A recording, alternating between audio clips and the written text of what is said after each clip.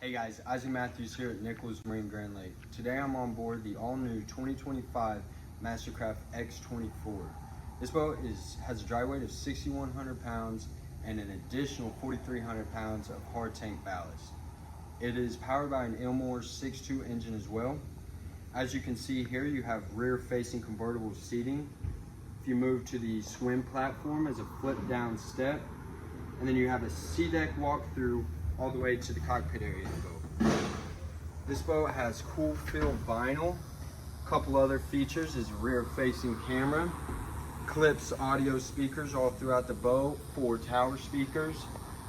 If we move to the helm here, you have dual screen setup. You have MasterCraft Surf Star system integrated into the screen to make surfing beginner friendly.